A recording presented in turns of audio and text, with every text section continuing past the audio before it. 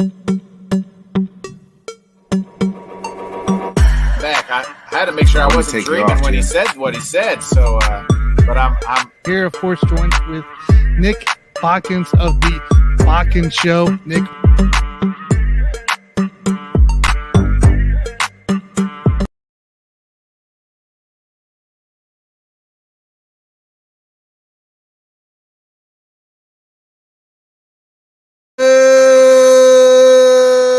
Good evening, everybody. Welcome to another episode of Buffoon and Bodkins. I am the latter half of that. Bodkins is here. The Buffoon is going to be joining us a little bit later.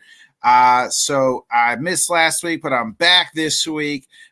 Kudos to Tanner holding it down the fort last week. If you missed that show, please check it out. He'll be back. He's on currently filling his contract obligation to the Johnny Cruz show.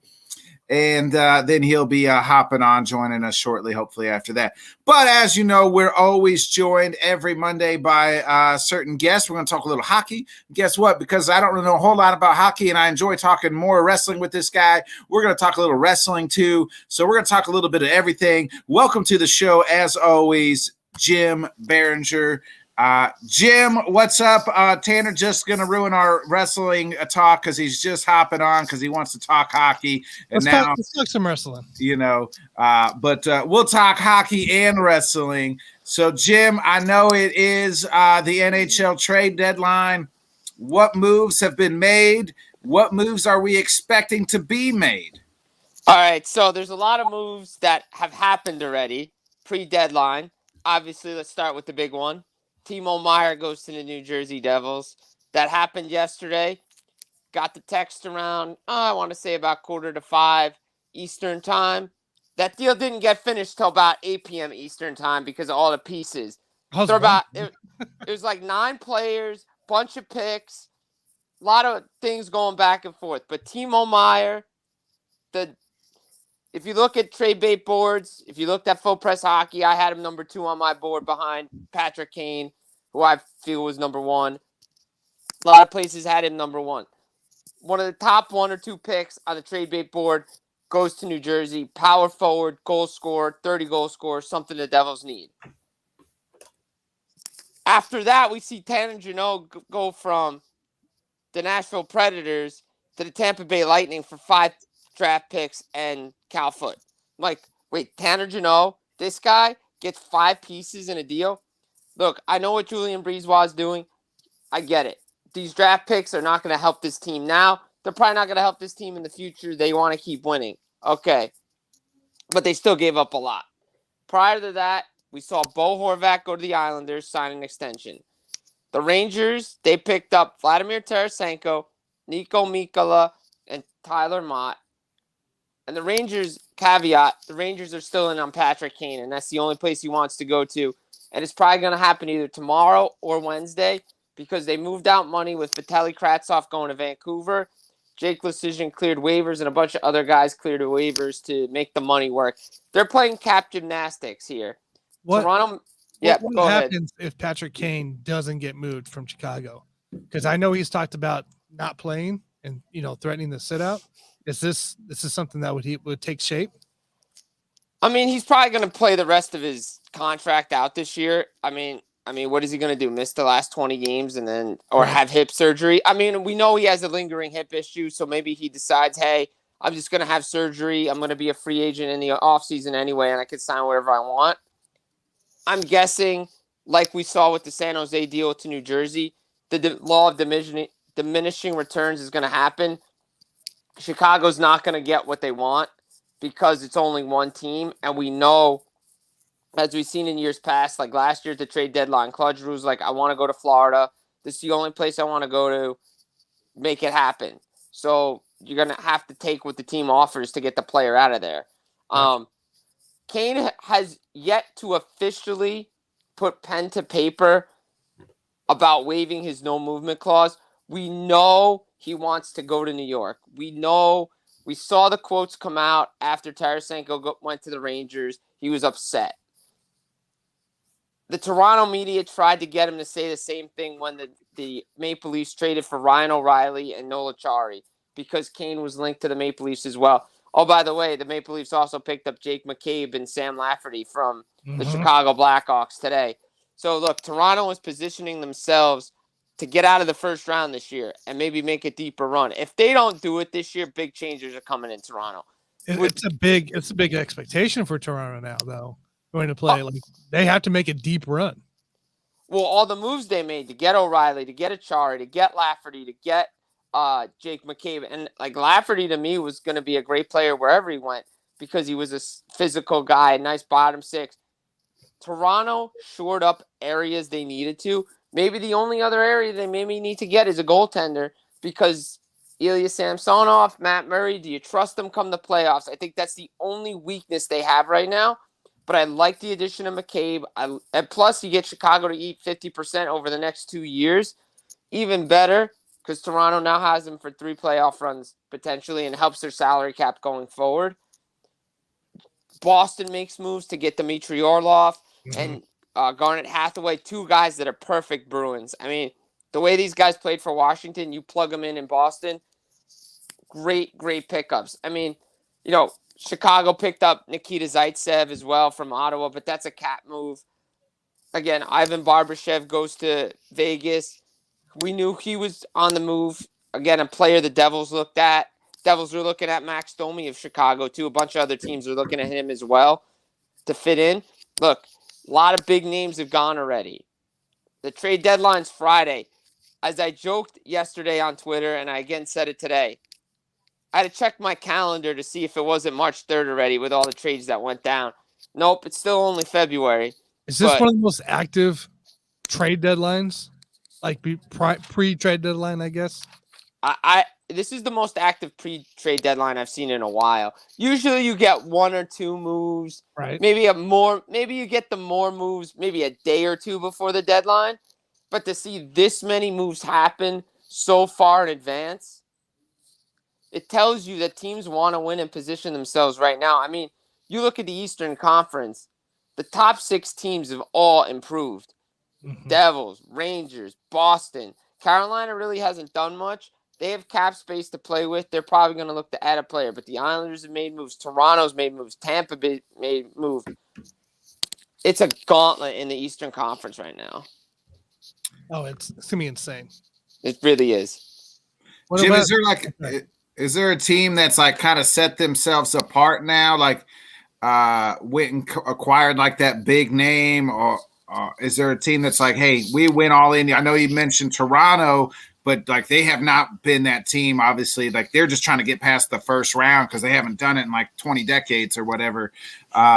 Is there like 20 decades? Is there a team though that's has pushed themselves forward? Is it New Jersey with the trade they made? Landa said Boston made the smart moves. Who's that team that's now separated themselves at? I would say Toronto in their matchup with Tampa. Look, Tampa's got big boys with Maroon and Perry, and you get now you add Tanner Jeannot. But what Toronto's done is you add a guy like O'Reilly. He's won a Stanley Cup. Achari, he's been to a Stanley Cup final. You get a Lafferty, you get a McCabe. Like, you've addressed areas you're tougher to play against, and that's been what Kyle Dubas has said over the last couple of years. This team needs to be tougher to play against. We need to be harder to play against. The Maple Leafs have done that, and they've separated themselves because Kyle Dubas he doesn't have a contract extension yet. However, if you look at the Metro, the Devils have separated themselves from the teams there because they identified they wanted a top 6 scoring winger that was controllable. They identified since last year they wanted Timo Meier. The players, the captain was involved in this. Nico Hischier, according to Tom Fitzgerald, got in his ear and said, look, you're going to go get Meier. He's a good player. We can use him. He's going to help the team. They identified their need. I know the Rangers made the move for Tarasenko. I know they're going to get Kane. But the way the Devils play, they have a little bit of an edge to me, breaking the game down, than the Rangers do. Yeah, they have the sexy names. Yeah, they're going to have the firepower. But they play an East-West game.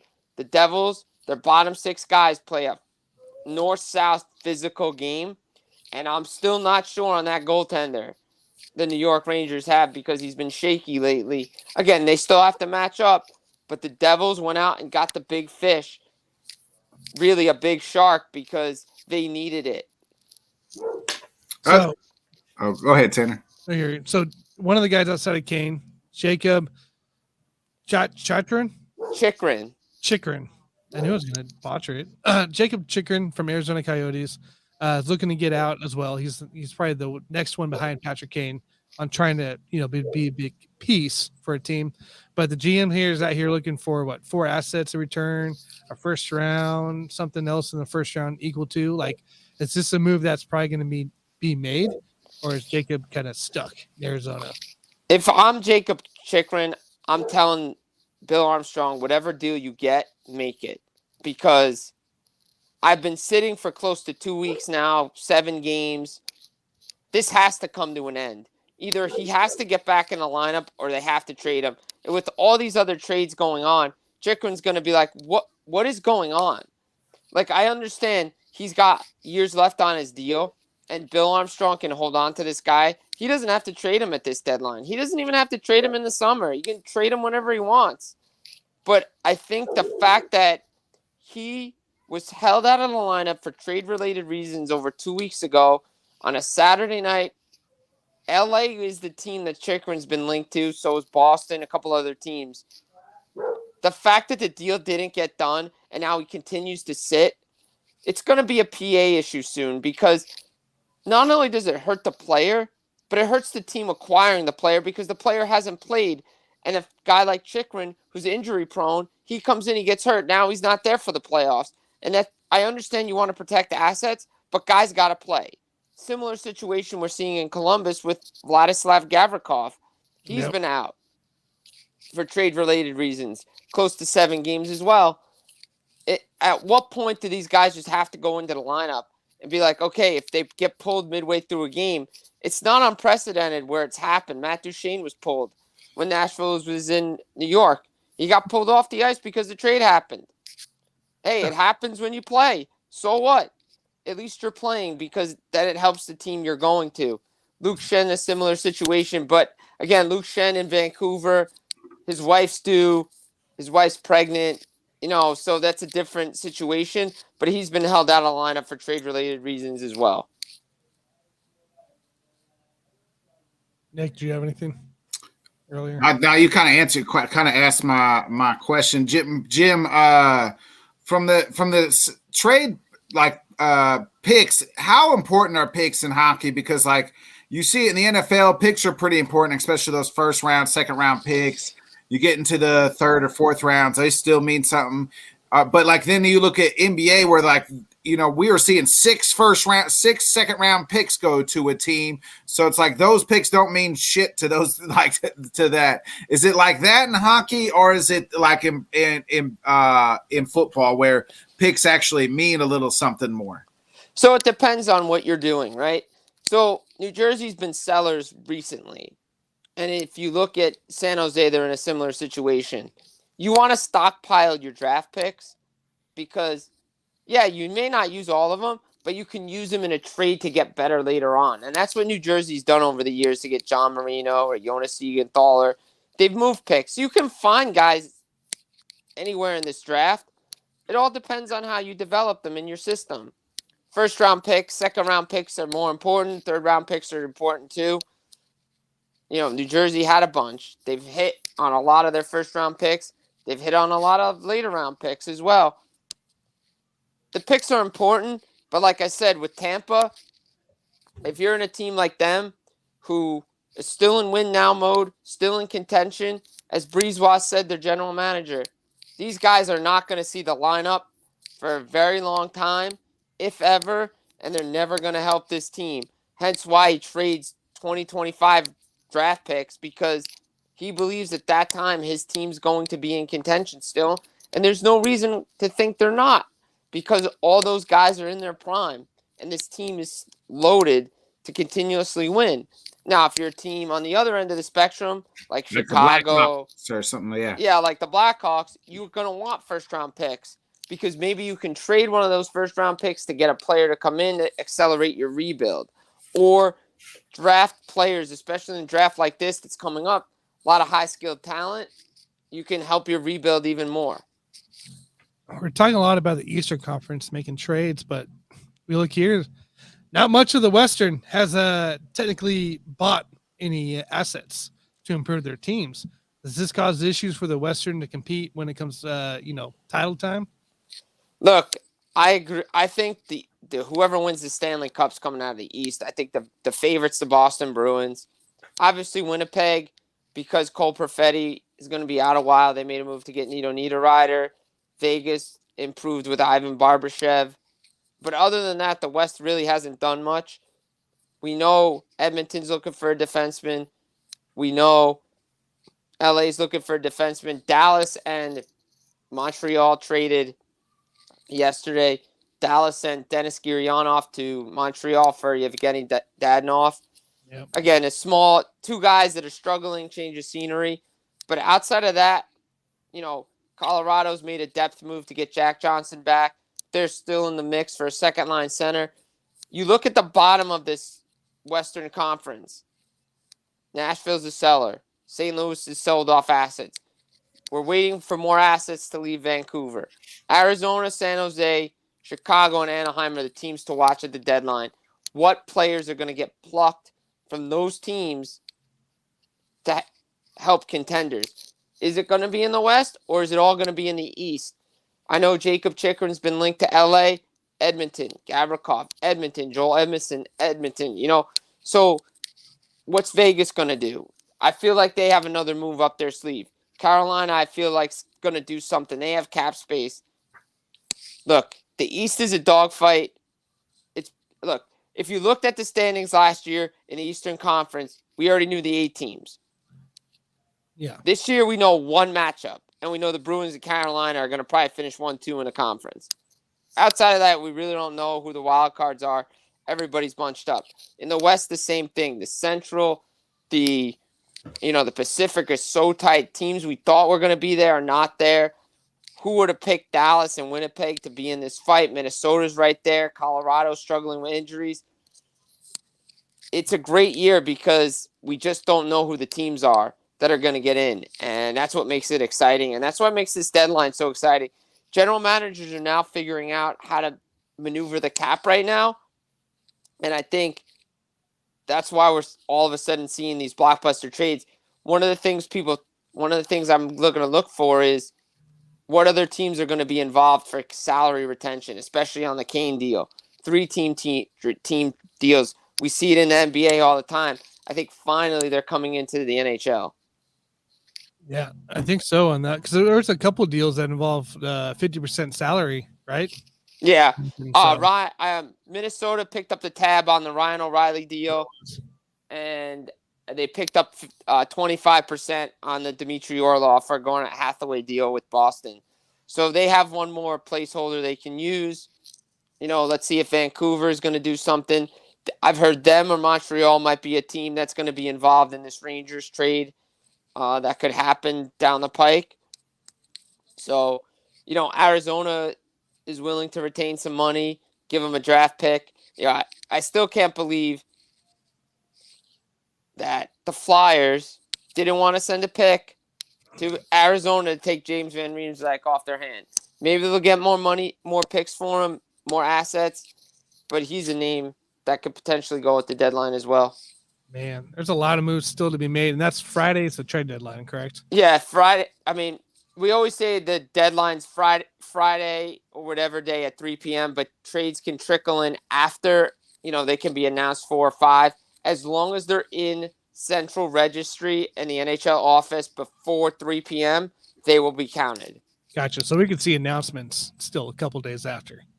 I mean, not a couple of days after. I would say like a couple hours after. Oh, okay. I got you. Sometime on Friday. Is there a move out there that you could see happening that maybe, you're thinking that nobody else is kind of seeing, but you're like, hey, I think this is a move that could be made? Yeah, I mean, to me, like, if you look at Anaheim, for instance, there's a player there, Adam Henrique, right? The Islanders are still in the mix in the Eastern Conference, battling without Matt Barzal.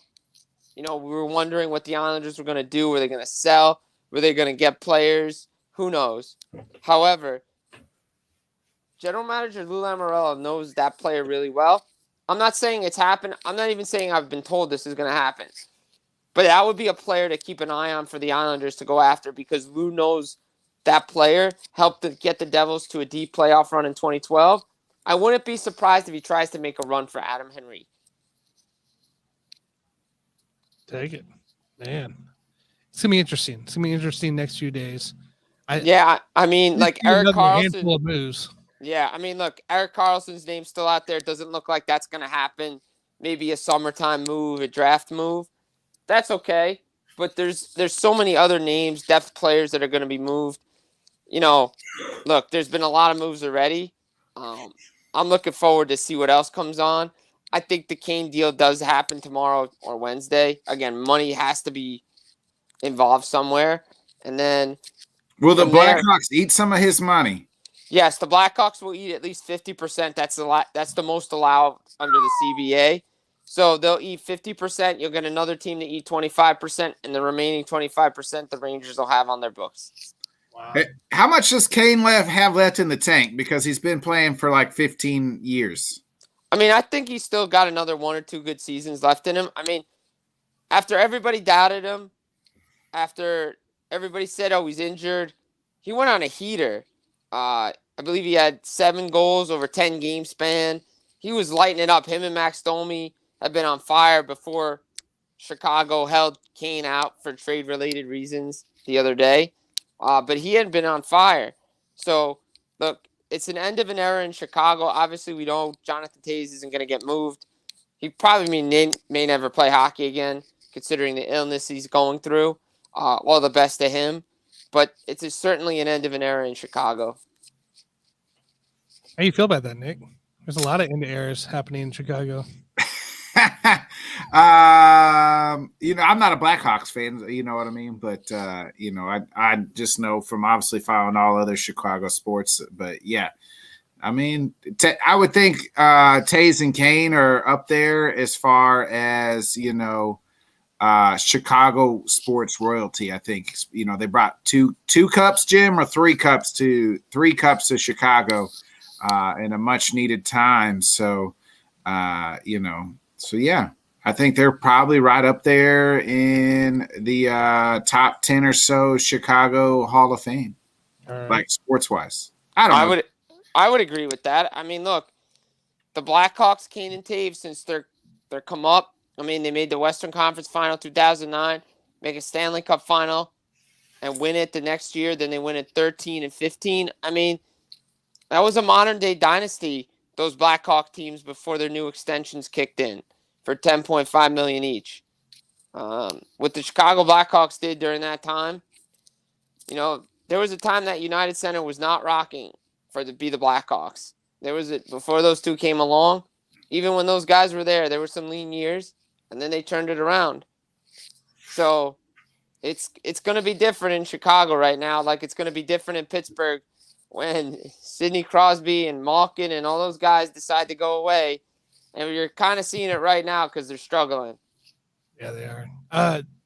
Mr. Johnny Cruz, the Yankee fan, out here says, do the Lightning need to make another move? And will they resign Gino? So I think, yeah, you said it right. I think they'll probably make another move, most likely. A lot of people think, there's an arms race now between Tampa and Toronto. So, because there's 2 teams that are going to match each other in the Stanley Cup final, Stanley Cup playoffs in the first round again. Do I think they're going to resign Gino? Absolutely. I think they're going to give him, I'd probably give him an 8-year contract, around $2.5 million a year. That's what they're going to do. I definitely see them because he's that type of player. It's funny. I was talking to a guy with the NHL yesterday. We were just, talking about Gino and how the Preds are open for business. And then he's like, yeah, Tampa and Gino be a good fit. And I'm like, yeah, it would be. And then a couple hours later, the trade happened. So we kind of willed that one into the existence. Oh man! And then Johnny out here says, "Great show, fellas?" ? Yeah, great. We'll find out at the end, man. We'll find out at the end. You tell us, Johnny, if it's a great show or not. I think it's a great show. We appreciate it, Jim. All right, Jim. I'll let you guys at it. Wrestling. Wrestling, baby. Let's Oh do yeah, it. we was talking off air, Jim. We were talking about the Elimination Chamber. We both kind of said Sammy should have maybe won the title, and we're talking to WrestleMania. We both said that a cut down Mania. It's going to be 2 nights still, unfortunately, this year, but hopefully next year it goes back to the 1 night. Yeah, I mean, look, Elimination Chamber, probably top 5 pay-per-view over the last 5 years, any company.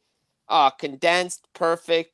It was an NXT show on the main roster. Triple H knows what he's doing creatively. I agree. WrestleMania needs to be 1 night, quality over quantity. Obviously, we know Vince had a hand in the Omos Brock Lesnar match. Feels like it's Giant Gonzalez versus Undertaker in 1993.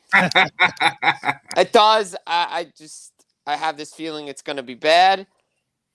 And yeah, I mean, look, I'm excited. WrestleMania season. I wish they pulled the trigger on Sammy. I understand why they didn't do it, but I wish they did it because, well, you're never going to have that type of moment ever again. No matter if Sammy beats him when Roman doesn't have the titles, you're in his hometown, you're in Montreal. You can finally do something good in Montreal. Right, true that. Payback the Bret Hart moment in 97. Yeah. And they didn't do it. The finish was meh. But look, Cody versus Roman at WrestleMania is going to be good. I hope we get the Gunther, Sheamus, Drew McIntyre match for the IC belt. That'll be good. The Bloodline versus Kevin Owens and Sammy, how we get there is going to be really good. I think that's going to be the most intriguing way. And I've read that that's going to headline WrestleMania Night 1, which to me, that's the best storyline in all of wrestling is the Sami Zayn Bloodline, all that. I'm all in.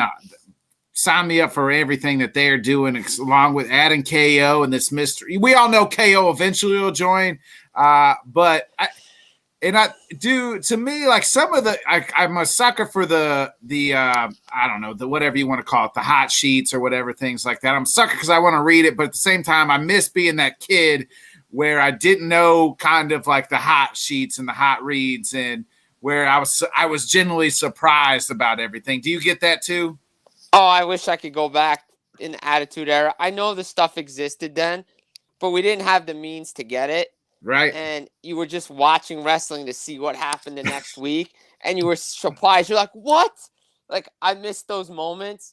I try not to read them as much as I used to. But obviously, to stay on top of everything, you need to. But I try not to read things, especially heading into pay-per-views. I want to see how things develop, especially WrestleMania. Obviously, we know what the card is.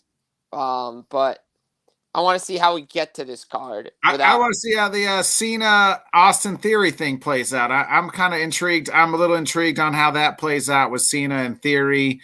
I'm okay with that.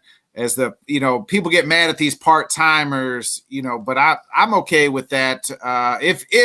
If Theory goes over Cena, you know what I mean? And I think Theory has to go over Cena. Right, like he has to go over.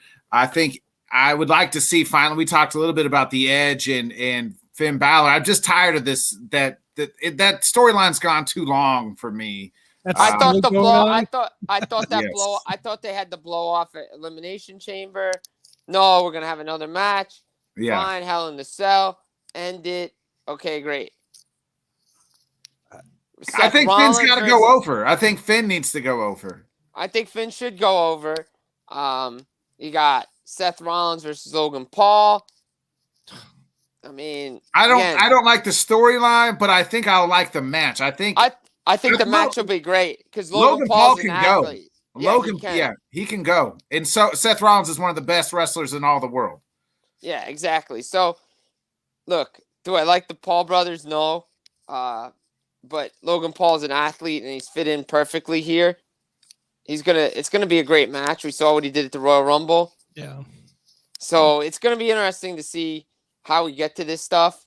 We got Bray Wyatt. It's gonna have a match. I'm not interested in that match. Bray Wyatt, Bobby Lashley, or any of. I used to love Bray Wyatt. I can't get back into it. No, I can't get into it either. Get LA Knight on the card somehow. A lot of guys. Apparently, I was reading one thing. A lot of guys, wrestlers, are mad for all these celebrities and part-times coming in because it takes away spots on the card. Again, Triple H goes back to what WrestleMania used to be about, earning your spot on the card, and not everybody's on the card. Then you're going to see a lot more better quality matches leading into WrestleMania. But they also got to know celebrities and these part-timers, that's been a part of WrestleMania since WrestleMania 1.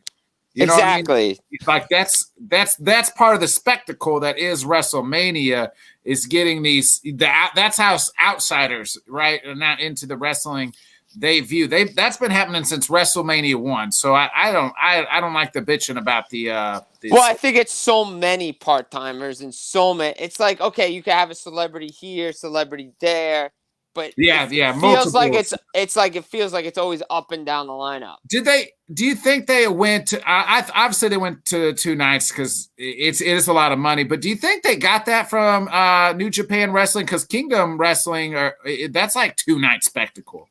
It is. They also did it because of the pandemic, because you give people something to watch when you were at home. 2-night WrestleMania, but now I feel like you just can go back to 1 night. Yeah, I agree. I like the 1 night. I don't need 2 nights of. And the fact that it's 3 hours long, 4 hours long, both nights should just be WrestleMania. It should be 4 hours. Start at 7, over at 11, you're done. Yeah. Or if you're gonna do it, just make it 24 hours of wrestling on one day, right? Like, no, I'm good. No, bro, no. I wasted 7 hours WrestleMania 35 with the pre-show. The thing was over at 12 midnight Eastern. Oh yeah, I remember. Yeah. I put that on at 5 o'clock for the pre-show. Oh my! It was boring as hell. They announced who's hosting yet? No. Okay. It's in LA. I think The Miz. I bet it's The Miz. I hope it's The Miz. I think it's gonna be. I think it's The Miz. I mean, he got some envelope, so I don't know. When is WrestleMania, by the way? April. Yeah, early April. Yeah. Oh, I'll probably be gone. Yeah. 2-night event. Of course. Always a 2-night event. All right, Jim. I know. And you were right. The Miz is hosting WrestleMania. It is Miz? Yeah. I told you. That'll be interesting. I didn't even read I could just read it I knew picking up last week. I said, the Miz is going to fucking host WrestleMania. Absolutely. He ain't got a spot on the card. He's Mr. Hollywood. I said, it fits. It fits. Before you get out of here, Jim, would you have liked to seen The Rock and Reigns? That was alluded to at one point. I would have loved to have seen it, not for the title. Yeah, same. Look, they would have done it for the title. Yeah. Yeah. Probably so. The leader of the bloodline. Here's my problem. Here's my problem with this. If this was really planned a year in advance, you couldn't have told The Rock last year, hey, by the way, circle this date in April. Yeah. And he says he's not in shape, motherfucker. I see you working in the gym every damn Instagram. Don't give me that shit. You ain't in shape. He's in shape, but he's not in ring shape. That's ring shape. I don't care, Jim. He's got cardio. He's in shape. He just. The problem is look, the last time The Rock has wrestled, he got injured both times. True that. He's gonna have to go Undertaker and be like, all right, you want me in April? I gotta start being in the ring by like September. Yeah. Yeah. And he's got to do a couple of matches too. He just can't go in cold at WrestleMania. He'd have to show up and do like something along the way. Or something. Yeah. Maybe. Yeah. I kind of agree with that. Last question here before we get you out of. If I was to give you the pin to end the Roman Reigns bloodline, Sami Zayn, you can even start it at Elimination Chamber. I'll give you that caveat. And how would Jim Biringer tear down the Roman Reigns empire of the bloodline? Finish this. This has been the best storyline the WWE has had since I don't know when, since maybe Daniel Bryan. The Yes Movement is probably Daniel Bryan, and the best long-term storytelling since the mega powers collided. That WrestleMania, what's that? WrestleMania 3 or 4? 5. 5, yeah. So this is how I would have done it. And I've talked about this. Sammy would have won the Universal title at Elimination Chamber. You see everything starting to crumble around Roman as he's desperately trying to hold on to this last title. And Cody's going to take it from him at WrestleMania. There's little things along the way, but Reigns is trying to get out of everything just to hold on to this last piece of his kingdom as the titles and this bloodline start to go everywhere, because he knows if he's the champ, he controls everything. But with Cody, now Sammy's got a title. We don't know what Jay's doing. What happens to the tag team belts? Like, things are starting to crumble. How does Roman keep it all together? I like it. Right? I think it'd been cool if Jay would have cost Roman, like when he got in the ring and then Sammy like rolled him up on just a quick 1, 2, 3, win the title that way. That would have been cool. And then absolutely, maybe you could have had Jay and then you could have really had Jay and Roman go at it again, which, you know. I think they're going to get back to that somewhere along the way. Yeah, it'll be interesting. Well, I appreciate it, Jim. Thank you. Hey, Jim. Tanner, Nick, thanks for always having me on. We're going to recap a lot of stuff that happened last week, too, for next week. Definitely. It's going to be a big Monday show after this trade deadline's done. So big time, as we recapped a lot tonight, too. That's true. Yeah, there was a bunch that happened this weekend. So, yeah, Jim, a lot of stuff. You. Yes, go check out his stuff there on Full Press Hockey and FullPressWrestling.com. So, it's good stuff. Boys, thanks for having me. Always a pleasure. Thanks, see you, Jim. brother. We'll talk next See you, week. Jim. Later, boys. See you. Jim Biringer, everybody. Great guy. Now, while we wait for Mr. Jonathan to get done with his practice, you know. We're covering the NL West, right? I did my homework. NL West. Right. NL West preview coming into play. We'll talk a little about the rule changes as that's been going on during spring training with Jonathan as soon as he is done with practice. So, Nick. What up? We got conference tournaments starting Saturday.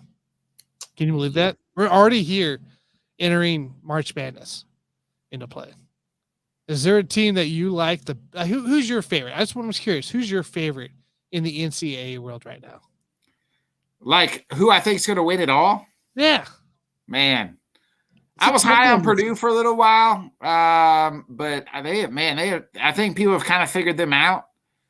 I just, because I liked Zach Edey. I'm a big just because that's the position I played. So I love post players in general. And he was just, you know, I don't know. I think Tennessee's pretty nasty. I think they can cause some trouble. I think Alabama's off the court troubles is going to catch up to them eventually. You think so? I do like your Kansas. I think Kansas can make a nice deep run. I think so too. I'm just worried that we're going to get stuck in a situation where we have to shoot a bunch and then we get ice cold. Yeah. And that's legit my biggest concern for this KU team is we've seen it middle of the season here in the Big 12 play where we had to shoot and it did not go well for us at all. It ended up on a 4-game losing streak, I believe. So watch out. See the rankings here. I'm kind of high on UCLA too. UCLA's got them same guys that they made that run with a couple of years ago. Yep. A lot of those guys are still there. So watch out for UCLA. My 3 big ones is because UCLA did prove it kind of last on Sunday with that victory, or yesterday, I guess, with that victory over Colorado, coming behind and then staying with it there. Honestly, I like Tennessee. I like Marquette. Shaka's got that team rolling over there, Marquette. How come Shaka is so good at like small schools? I don't know. Texas and didn't do shit. Less limelight, less pressure. Maybe he doesn't have the boosters breathing down his freaking neck all day. Yeah. You know, whatever it may be. I like KU.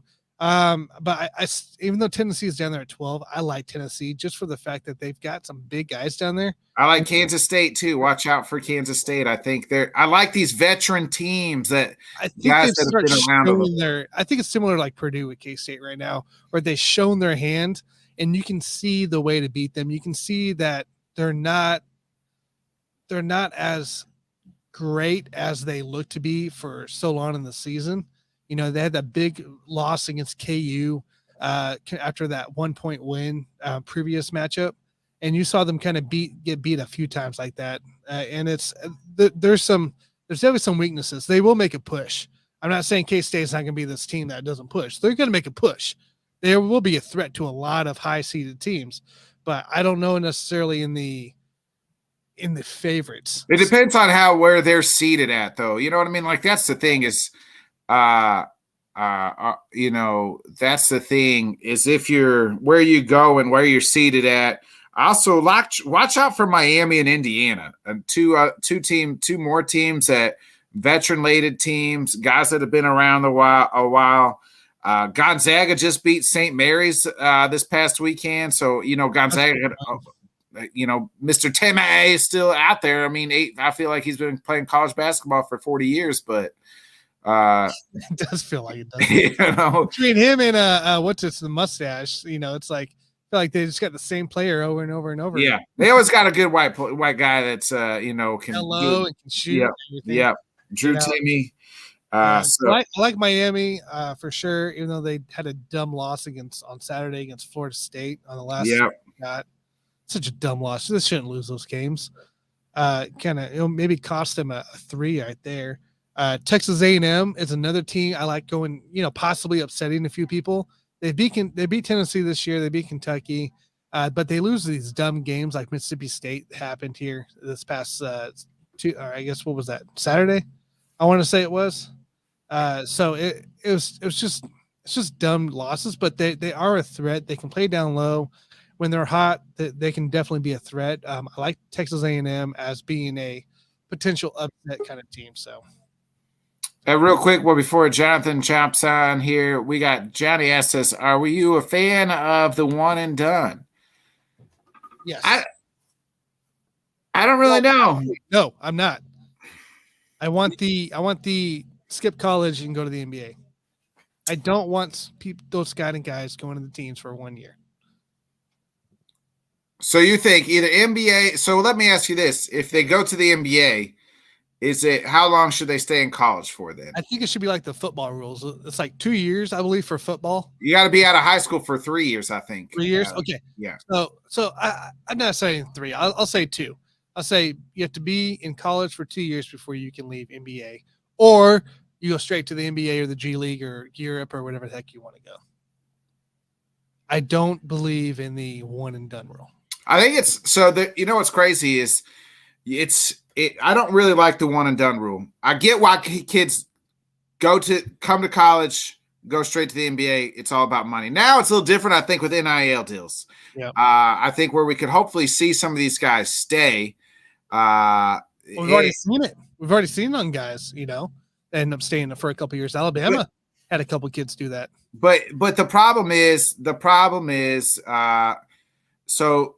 When they get to the NBA, their teams are drafting them and they're trading them because they're not willing to wait the 3-4 years to watch this kid develop. I mean, look at Julius Randle. He was drafted by the Lakers. You tell me the Lakers don't wish they had Julius Randle right now, but they drafted him. He was a one and done. Drafted him. They didn't wait to develop him. Look at Weissman, right? Drafted him. The Warriors drafted him. One and done. He's had a lot of injury problems. They didn't wait to develop him. You know what I mean? What if he would have stayed in college? What if these guys would have stayed in college and then come fully developed, ready to play in the NBA? I think is big. There's only 1 or 2 kids that really come at one and done and are really prepared to play NBA basketball. Remember, these are grown-ass men playing NBA basketball, and these are still 19-year-old kids playing NBA basketball. It's 2 totally different things. I like to see him play kind of like you said, 2 years at a minimum, build up a team. And imagine a team that had some guys that recruited Duke back in the day, Kentucky. They could be powerhouses every 2 years. Yeah. Kentucky. So I think it needs to be 2 years. It's just because teams are drafting these kids and then they're shipping them after 2 to 3 years because they're not getting developed. Well, they ain't taking the time to develop because they ain't got the time to develop them. Their bodies ain't even fully developed. Or so then they're putting them in the G League, and then they're labeled bust, and they're labeled this. When really, they don't start in the NBA, huh? It's just a confidence issue. Yeah, let them come in fully developed and ready to play in the NBA. That's why rookies in the NFL hit the ground running a lot of times. Because why? Because they're fully developed. They're ready to play. NBA is a little different. It's a kid. They're still young kids playing in grown-ass man's league. And it's not like, 12 on 12 or whatever. It's 5 on 5. Yeah. Yeah. I mean, there's few of them that have come in, but I mean, for the most part, even straight out of high school, there's not a whole lot of kids. You're talking talent level, like, Joel Embiid would have started right out of the bat if he didn't get hurt. Andrew Wiggins, for instance, came in. Even Andrew Wiggins. Look at Andrew Wiggins. How long did it take him to develop into somebody that we all kept saying? You know what I mean? We all kept saying. They called him the next LeBron, which I think was an overstatement. But it took him a lot of time, and it took him to finally go to the right situation. Yeah, well, which is a lot of players, though, for him. Yes. A lot of NBA players can say that in the end. So, all right. Not to be the one and done. Exactly. No one and done. Then they have to pay them after 4 years. Yeah, that's true. So, all right, let's do it, guys. We got lots to talk about here with the man, Jonathan Grishman. Jonathan, what's up, dude? How's it going, guys? Good. What's up, Jonathan? How's all those bombs doing? How are the girls? I mean, they feel okay? Did you get tested today? They're on cloud 9 right now. Those girls, all the home runs we hit this weekend, those girls in high school right now, they're doing really well. I'm very proud of what they did and what they're continuing to do so far. That's the hard work they put in for it. Yeah, did the league have to come in, test them for today? Sure actually, one of my girls did get drug tested. I also did. Hey, what did you feed them? This special, smoothie or before the game, or you gotta get some swamp water in them. Get some Louisiana swamp water. Get it shipped out here from New Orleans for them. Hey, it's just hard work. That's the key about it. We teach them and we work with them, and they buy into it, and what they achieve is what they achieve for it. So I mean, I'm just proud. I'm proud as can be that what all my girls. And not just the 3 that hit home runs, but the other girls who've been competing this weekend. It's amazing to see. As you should be. That was some cool stuff that I ended up looking, seeing all the pictures, and I was like, that's what I'm talking about, hitting those bombs. That's what I like it. All right, man. We'll start talking here a little baseball then, getting into play. So before we do the breakdown, because it usually takes just a little longer, let's go over these, some of these rules here. And I know you have some thoughts. I have some thoughts. I'm sure Bodkins always has some thoughts. No, Jonathan, what do you think here? Let's start with the bigger bases. The bigger bases. Turn on that. That's fine. Start on that. The bigger bases. I don't think they're going to play as much of a factor as what some may think. Again, you're adding a couple of inches to both bases. It does shorten the base length a little bit. It does, provide a little bit more. In the aspect of safety, okay, I get it. Buy into it, sure, whatever. Their thought is, well, they're going to entice runners to steal bases a little bit more. I mean, it's still. These catchers are throwing 1.8 pop times, 1.85, 1.89, 1.90. I mean, that's top level. So I mean, again, you're splitting hairs on stolen bases, saying that's going to increase or going to entice guys to steal bases. I mean. The thought process is still, well, stealing bases is not mathematically what we want if you're talking about the analytics side. So you're telling teams, hey, analytics means so much, and then you're going to go, all right, we're going to increase the bases to try to get y'all to do the opposite of what your analytics say. So I don't the bigger bases. I kind of feel like it's a little bit overreach to say that this is going to be a big factor and change some of the thought process. In how we do things. We're not going to see Ricky Henderson stolen base numbers ever again. No, Ricky's got that for life. Yeah, I mean that is what we want. Lou Brock, we won't see those numbers anymore either. I mean, will we see about 40 stolen base guy? Probably. Well, there's some guys who get on. They're going to get on base more because of the shift change, the shift being gone. So they'll get on base. You may have more opportunities to steal because of that, but it's not going to really get guys to be like, oh, I need to steal bases more now. They're still being told stolen bases are good, but they're not what we're really focusing on. That's fair. I think it's more of a player safety issue. Less rolled ankles, keep your guys on the field, keep your product on the field. So that's all I think about the bigger bases. And I get it. Like I said, I mean, that aspect of, I get it. But at the same time, is how many serious collisions have we really had where guys are just, as far as collision wise, and I get rolling an ankle, but they're going to roll their ankle on the big bases too. I mean, if you land wrong on the bag, no matter what, it's not going to save. It's not going to like push. It's not a cushion bag to where it'll prevent rolled ankles.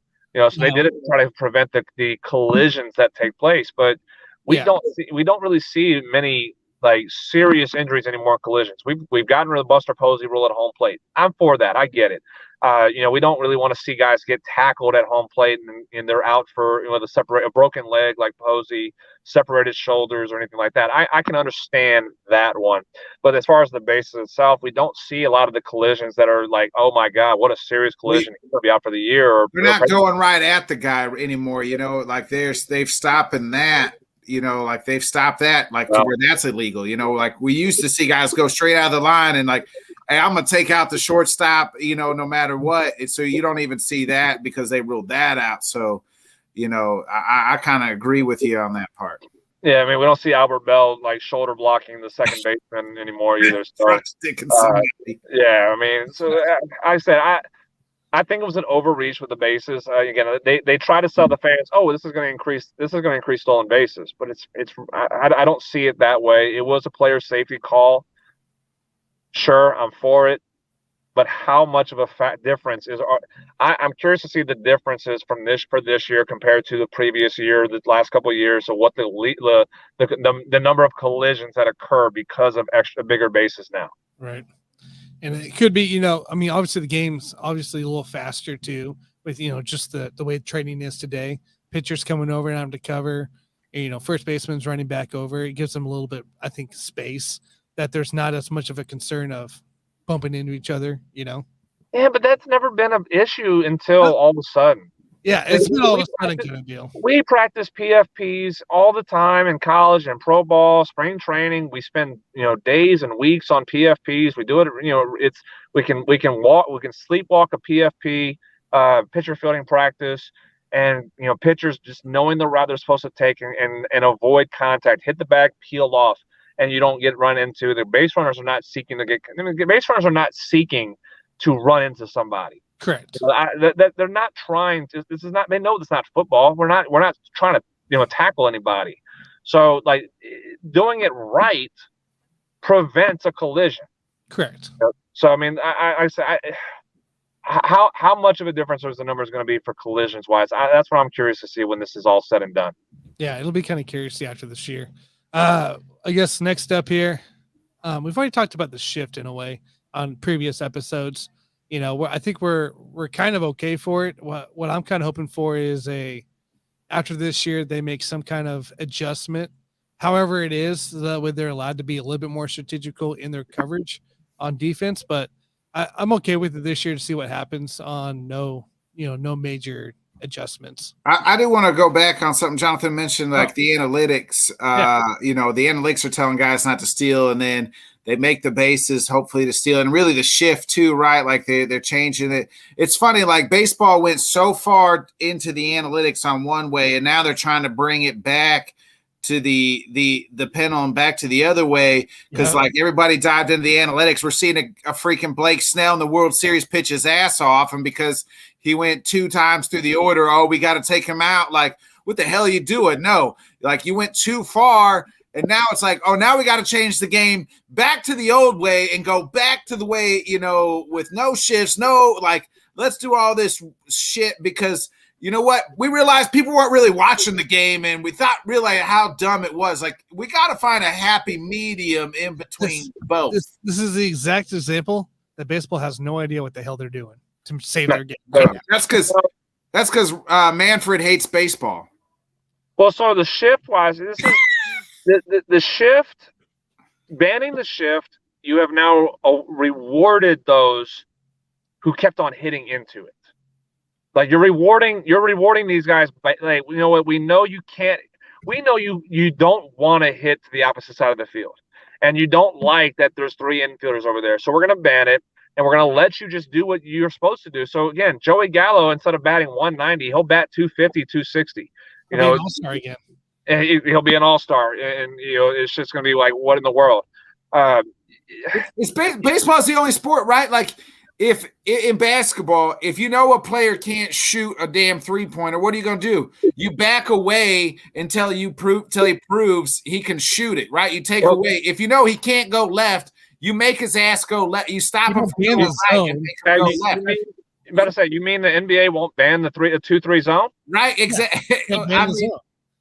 They brought a little bit of a zone, and that's the thing. Like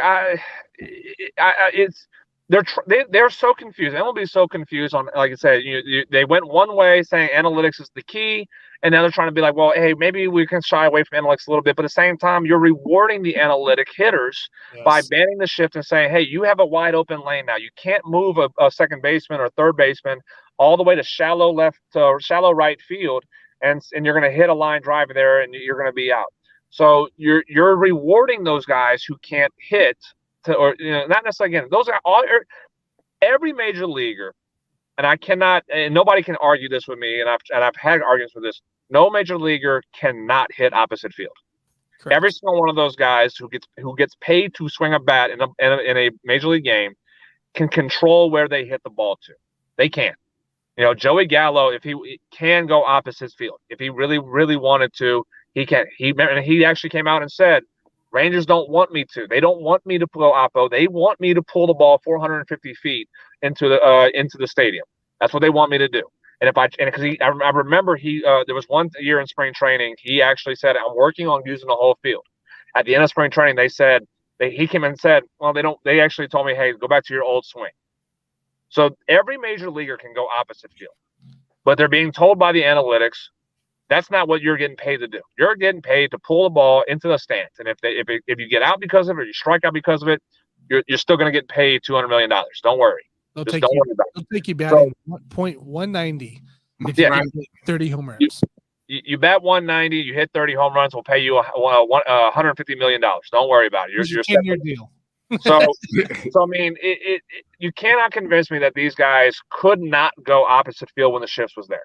But now you ban the shift, it just says, hey, now you have the lane that you were hoping for, and now you're going to bat better, and we're going to get a little bit more offense from out of you. That's maybe was hindering your game, for the last 5-6 years, and it's wrong. I think it's wrong that that you're taking the strategy out. And that's what's supposed to be. Baseball is a game of strategy, no matter how you look at it. That's what moved it. And that's what I'm saying. Is like that's the only sport that's regulating somebody that like, oh, we know you can't do this. We're going to make sure that you can do it now. Yeah. Like that's what if I was guarding Ben Simmons at NBA, he can't shoot a lick. What do? They back off of him, force him to shoot it. And he still, whether he does or doesn't, like you got to work on your game, man. That's part of being a professional. Right. If you can't go oppo, learn to go fucking oppo. But but Nick, that's what Jonathan was saying is that they know that's how what to I'm agreeing. Yeah. But your nerds out there are telling the coaches saying, don't let him go. Look at Freddie Freeman. Freddie Freeman's a 300 hitter, and he does go opposite. When they shift him, he will go oppo. Oh, he bats 300, and he still hits 30 home runs. Yeah, like you can't tell me those guys. And I've seen some of those guys who that work their way up. They do hit opposite field. Like you're supposed to be the best at what you do, and they are. And that's what I'm saying. They are the best at what they do. But the people in the offices and that crunch the numbers tell them you don't want to do that. They're telling them you don't want to do that. So they're saying, hey, if you strike out 100, if you strike out 200 times and you bat 190, you bat below the Mendoza line, but you hit 35 home runs, you'll still get paid $200 million. Don't worry about it. Baseball's broken, man. I'm telling you. It is. All right, let's talk about it. Pitch clock. What's your thoughts? What's your thoughts? So the pitch clock. I've actually had conversations with a couple of umpires about this. I was like, what do umpires think about this? And one in the aspect of, and I've been told umpires like it, umpires don't like it because of being able to be the one to call. When he said that, one umpire he refused the pitch clock actually to, just said, like, let's just go. It was a decision. Here's not my view about the pitch clock. They saw a year where they had no fans. They had no fans in 2020. COVID, so the stadium revenue was gone. They did not get the TV ratings they were hoping for. Everybody else, all the sport, NFL TV ratings were higher because they had to be higher. You couldn't go to the games. NBA TV ratings were higher. You couldn't go to the games. You had to sit and watch the game. Major League Baseball did not get the TV rating boost they were hoping to get it in 2020. So they said, well, how do we get the fans to sit and watch? We make the game shorter, 2.5 hours. Well, but here's the thought process too, and I had a conversation with my dad about this. If you go to a ball game, if you go to the stadium, and you're there for 3 hours and 10 minutes, you're buying food, you're buying drinks, you're buying souvenirs, you're buying a lot of stuff. If you're with your family, you're probably spending $200+ on stuff at the stadium. Stadium revenue. If you're there for 2.5 hours, you're probably not buying as much food. You're probably not buying as many drinks because you realize, in 2.5 hours, if I'm drinking 4 beers, I can't drive at that point, and not to be able to drive out of the legally out of the stadium. So I can't drink as much. I can't really eat as much. Oh, by the way, 2.5 hours. If the game starts at 6:30, 7 o'clock, I can go next door and go get dinner at that. Go get dinner still, and be able to be with my family there. So we can go watch the game and then go eat dinner. We're not eating food at the stadium. So you're losing revenue money on the stadium, but they don't care about that. They want the TV ratings. Well, that's what makes the money. That's where especially the TV ratings, the TV revenue that's about to shoot up here pretty soon after this season. But they knew they didn't get the ratings they were hoping for when nobody could be in the stadium. So they went ahead and said, we're not worried about this. The diehard season ticket holders who are spending money in the stadium. We're not worried about the diehard fans who love watching a game or listening to a game on the radio. I still do. I listen to the game on the radio. I love listening to the game on the radio, and I will listen to a ball game. I'll listen to 15 innings on the radio if I had the option to do so. I love listening to the game on the radio. They don't care about the fans who will sit for 3 hours and will listen to the game for 3 hours. They want the fans that will sit for 2.5 hours to try to get their attention to be able to watch, to prevent them from watching Netflix. Yeah, they didn't do that in COVID year. So they are willing to lose money in the stadium. They're willing to lose the revenue that they may get because it's revenue from the stadium. But the big money is the TV contracts. So they're shortening the game for the aspect of that. Well, guess what? Here's my issue on the pitch clock aspect of it. You had the Braves. Two issues I had with the Braves Red Sox game on the beginning of the spring training. That young kid in the 9th inning had the bases loaded situation. Cal Conley, he's a minor leaguer for the Braves. Bases loaded, tie ball game in the 9th inning. What if that young kid gets a base hit to score the winning run? What if he's now on the coach's radar? Maybe he gets another look, and we can give him another look later on and say, hey, maybe he might do something to win a job on the big league club. You just took that job away from him by taking that at bat away. Because now goes in this book as a strikeout. You just cost that young kid an opportunity to make a name for himself in front of his coaches on the big league level to potentially earn a job at some point. Shame on that aspect of it. Because if he gets a base hit in that aspect, again, he could strike out. And if he gets out, well, okay, so what? But you let him bat and let the determination happen from there. If he gets a base hit, Braves win that spring training game because if his at bat, he may get a job in the big leagues. You just cost him that opportunity to do so. You just cost them that job. Pitchers are doing the same thing. You have pitchers who are getting balls awarded to them, or in other aspects. And I get Manny Machado had a strike called on him, but it's Manny Machado. He's making $350 million, $400 million, whatever. Cal Conley is not making $400 million for the Braves, and you just took that bat away from him to potentially earn a job in the big leagues at some point this year. That's number one on that. Number two, real quick. I got I can share it, right? I got the video that shows this. That'll help kind of explain the point too. Yeah. See here. There we go. Yeah, I mean this. You can see here. Bases loaded. And nobody knew. I mean, nobody really knew what was going on either. I guess it was the first game that this was going to happen. but you took that at bat away from that kid who's trying to earn a job in the big league level. That's wrong. That's absolutely wrong to do so. But this is where it's the same thing on the NFL side when they do the preseason. This is where the umpires set their tone for the season. They make sure that it's overly aggressive, just like all the preseason games are in the NFL, that this is the standard, this is what we're looking for, or else this is going to happen. And unfortunately, it happened to a kid trying to make a roster spot. Mm-hmm. Yeah. You know? And that's what's wrong with this. That's what's wrong with this. And again, the other side of it too is this. It takes more than 8 seconds to process what your at-bat is pitch by pitch. You have to think about each pitch that you're going to see. You're not going to see, here's 0-0 fastball, 0-0 fastball, 0-2 changeup, 0-1 change. It's not for sure. You need time to think about it. You can't have more than 8 seconds to step out, process the pitch, process the at-bat, know what you're trying to do, and get back in the box and do it. 8 seconds is not enough. You got to. I get it. Everybody's like, well, if he's just filling those batting gloves and doing this and kicking dirt and hitting his cleat with his bat, that's part of that's a small blip of what takes place outside the batter's box. That's a small blip. And if people who are creatures of habit, I was no different. I stepped out of the box. I take a look at the field. I take a practice swing. I hit my cleat. I step in the box. I tap the plate, and I go back at it. It was more than 8 seconds every time. I could not play in this era with this. I couldn't, because I would be called strike. I would never see a pitch. I'd be struck out on 3 straight calls because the umpire would call me out. Because again, you need more time to process what you're trying to do. I was very psychological thinking about each pitch, and before the at bat, and then in the middle of the at bat, and then when I got in the box, the thinking went away because I was already prepared now. Yeah. I think there's adjustments that need to be made, obviously. Yes. I think it's the right idea on shortening the game.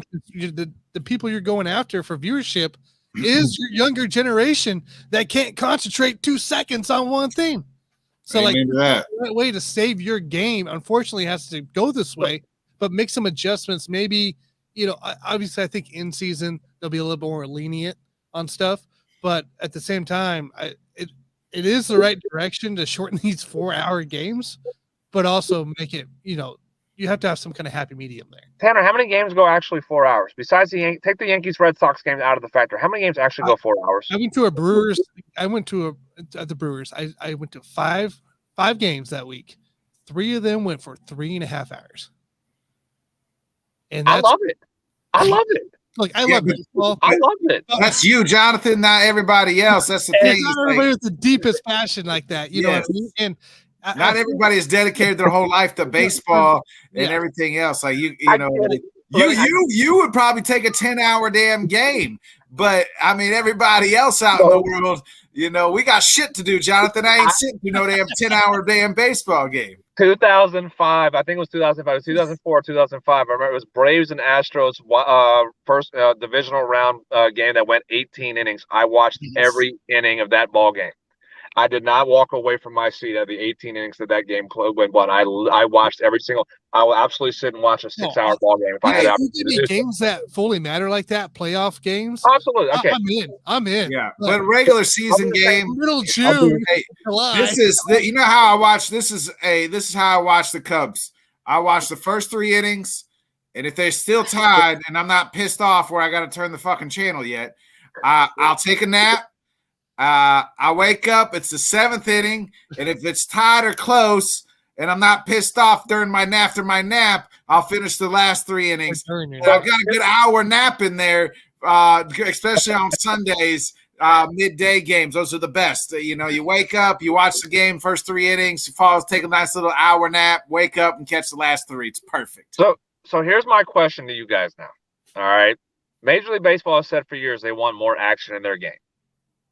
What better situation, bottom 9, 2 outs, bases loaded, for something action to take place, and you took that action away by the umpire calling. I don't think that's going to happen in the regular season. I don't think so either. It happens in college baseball. It's going on in college baseball. It's the same thing that's going on in college baseball. College baseball season is already in their regular season right now, and that's happening in college baseball. LSU Kansas State game ended on a called strike by the umpire calling a batter out for being taken too long. That is going to transpire in the regular season. I didn't know. I really didn't know college baseball had a time. Me neither. College baseball had it first, then it went to minor leagues. College baseball's been doing a pitch clock for about 3 years now. Look at that. The NCAA continues to ruin stuff. Now it's a little different. College baseball's, and I talked to my dad and a couple of umpires. The pitch clock rule is a little bit different in aspect of because I know the pitcher and catcher can the batter has to be aware. The pitcher and catcher don't have to be ready for the batter to be called for a strike. College baseball, the pitcher and catcher have to be ready as well. So, in almost in the same time, I know the pitcher and catcher has to be ready in 9 seconds compared to 8 for the batter. But the rule's a little bit different in college baseball, but there is the similar rule of pitch clock that's going on in college baseball. And the LSU Kansas State game this past weekend ended in the 9th inning on a called out by batter taking too long. This is going to happen. So now my next question to you guys: how is the reaction if that affects the team's October postseason opportunity? Well, that'll be huge. Or what if a World Series game ends that way? Now we're talking NFL level of how they news with pass interferences, and all those roughing the passer calls. Right? I don't know. I mean, we'll have to see. Like, I hope it doesn't affect the regular season. I hope it does. Sure as shit. Pray that it don't affect the World Series. To get views, to get attention, negative stuff has to happen. Look at the NFL. We see the NFL. Your Saints, for instance, right? That Rams playoff game. Yep. That was huge, blatant. Nobody could miss that. And they did. They got the negativity. It brought a bunch of media. It brought a bunch of attention. And it brought a rules change. It brought a rules change, too. They changed the rule for after that happened to where you can review pass interference calls. Are guys in baseball going to adjust to this? Yes. But it's still you're still going to have a batter or two that's just going to get called. Manny Machado said, I guess I'm going to start with an 0-1 count more times than not.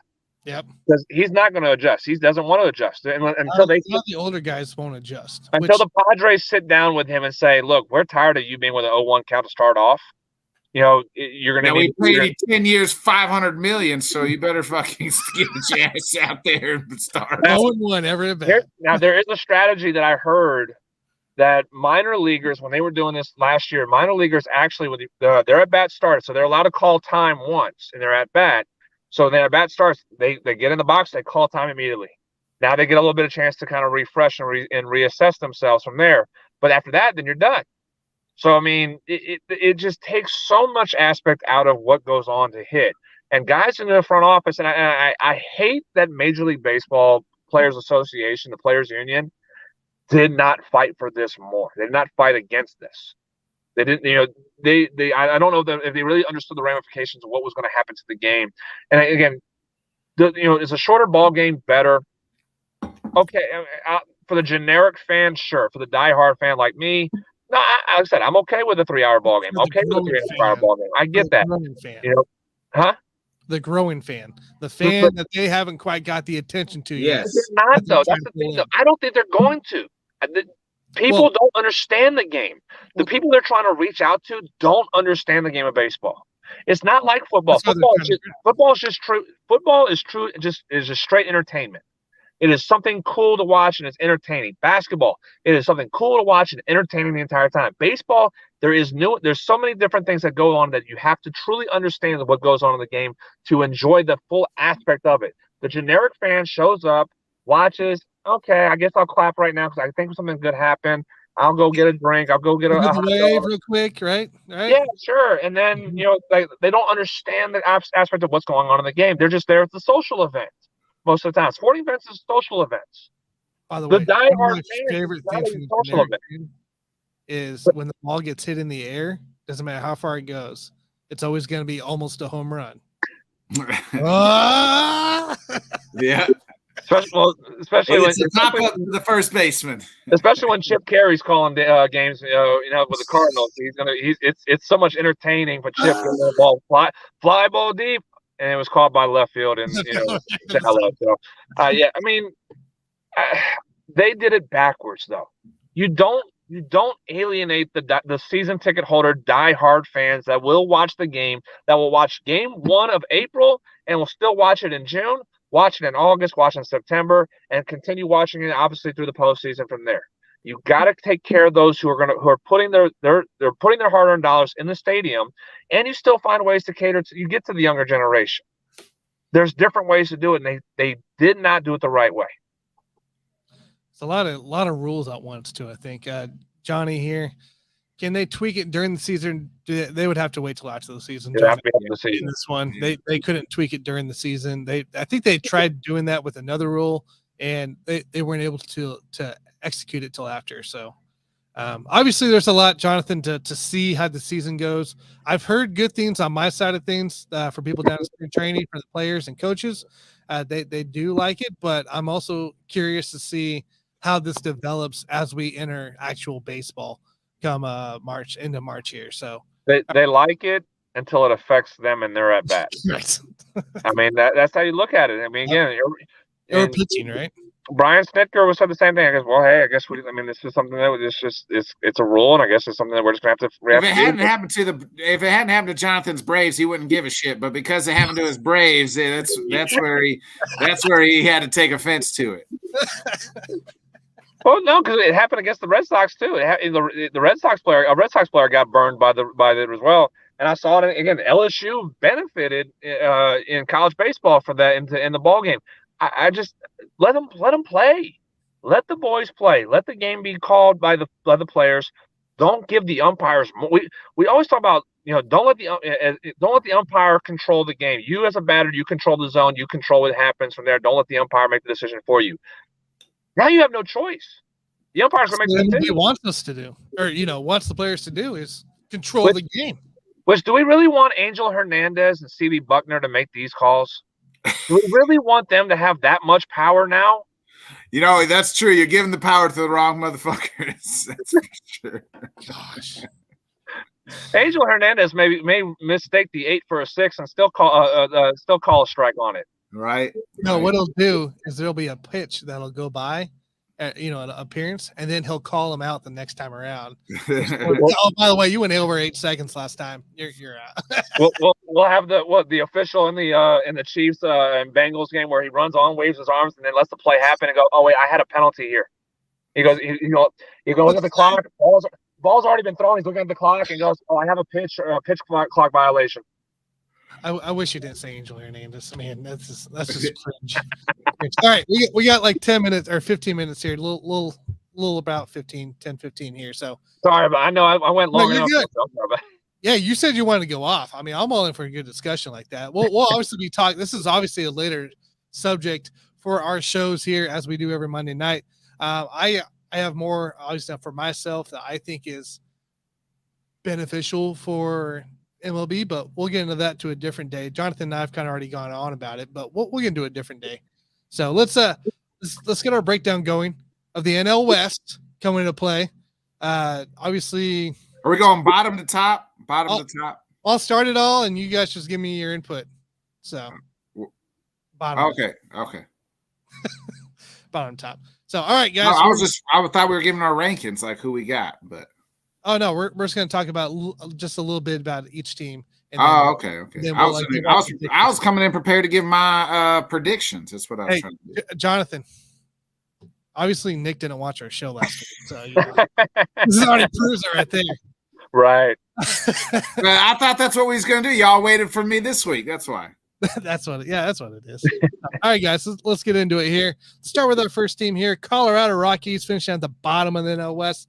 68-94, finished 3-7 the last 10, differential of minus 175. Not quite the worst, because we knew that last week from the Tigers. Looking into play here, their additions, they added pitcher Fernando Abad, pitcher Brent Suter, pitcher Jose Urena, third base Nolan Jones, but they lost shortstop Jose Iglesias, pitcher Chad Kuhl, pitcher Carlos Estevas, pitcher Alex Colom, and outfielder Sam Hillard for this team here. You know what, Nick? I'll let you start off. What are we thinking here of this Rockies team?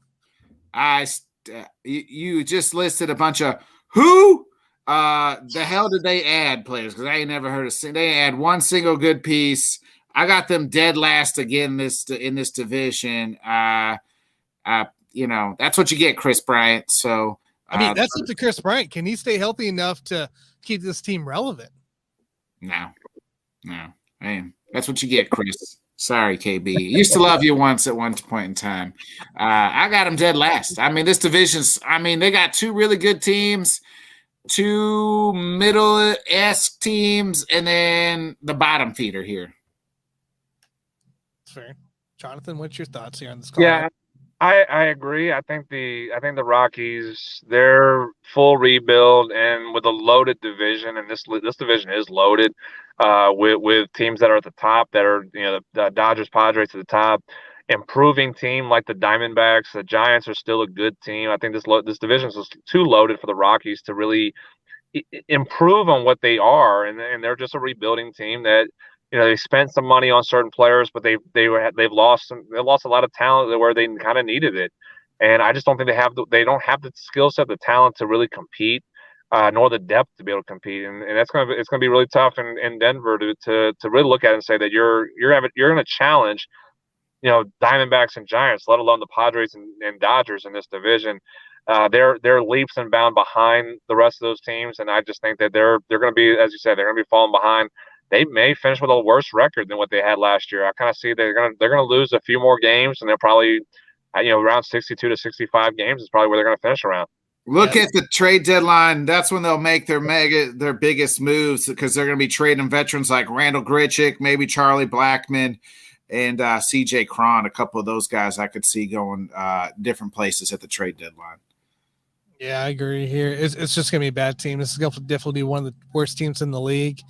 Losing a guy, you know, such as Jose Iglesias for shortstop, it's just, I mean, it kind of kills your offense anyways as it is. You brought in a bunch of pitchers, but they're not effective pitchers. Like Brent Suter is going to be good, I think, for this team, but that's a relief pitcher. That's not your starting guys. That's not your guys leading all the way, the charge here. You can only use Suter for so much, so this team isn't going to be very good at all. I don't think so for the Rockies. You know what, Nick, I'll start with you. What's your record? What's your wins prediction for this game? Shit, I wasn't prepared for that. I was just prepared to tell you they were going to finish dead last. He didn't watch the show at all. You heard 10 minutes worth of me talking hockey at first and said screw it. I did. I was like, I ain't watching that shit.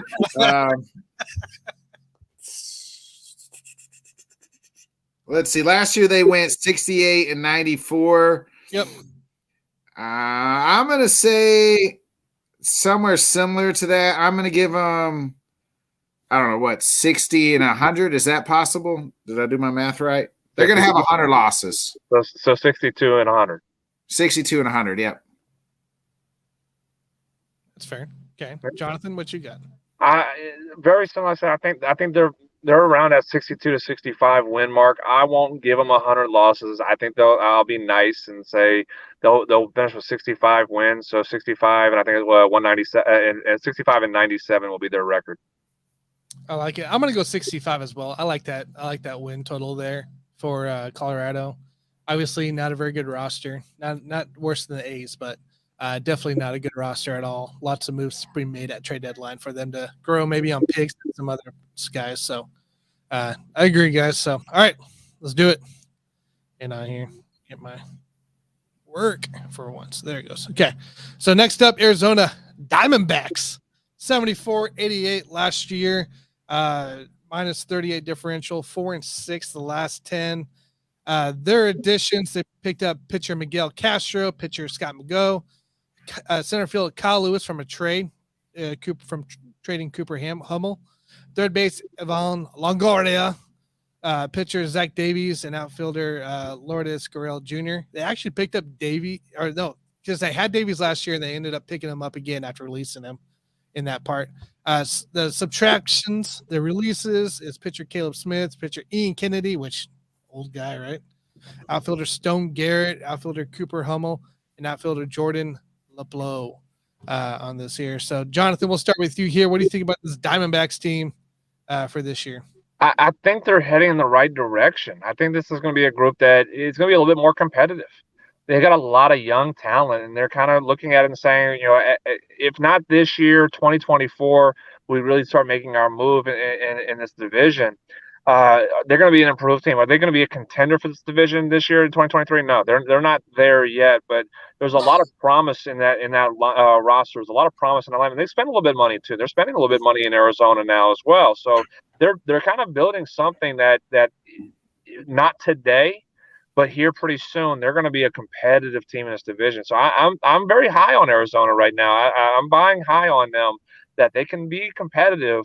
They can win some ball games and steal some ball games in this division as well. Especially again, the schedule's changed, so they're not playing as many times against each other this year. So they can go and steal some games around the league as well, and kind of change the culture of what they're doing in Arizona. So I like what they're doing. I like what they're building. I'm seeing some things that are going to be some good in 2023. That's setting up for a very good 2024. I like it. Nick, what's your thoughts? Yeah, I actually got the Diamondbacks here finishing ahead of the Giants in this division. Similar to what Jonathan said, I think that they've upgraded a little bit. They got the right people, the right guys coming in. I got them going third in this division over the Giants. So I got them third here. I like it. Yeah, this is a good young team here for Arizona.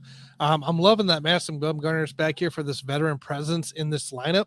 I think Zach Davies ends up being like a trade bait towards the trade deadline area. But I like garbage for the Cubs. I know, right? Well, he is, period. So Zach Gallen, Merrill Kelly, I like them in the rotation. I love me Lourdes Gurriel Jr. As kind of your depth guy, your utility guy that you can use throughout the outfield. A guy that can be sneaky good come towards middle of the season just for a depth guy. So I like this team. I guess I'll start with the record prediction here for Arizona. They finished with 74 wins last year. For me, I'll give them 78 this upcoming year. What do you got, Nick? I got them. I got actually kind of them flip flopping with the Giants, almost record wise too. Give me. I got Arizona 500. 500, sniffing around that 80 win mark. 181. Okay. Yeah.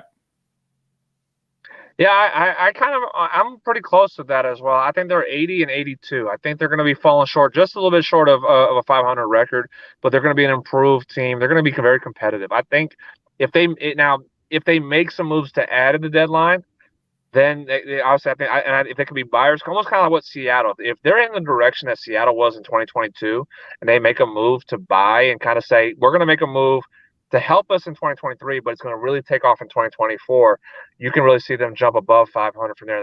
Then I think that's very likely for this group.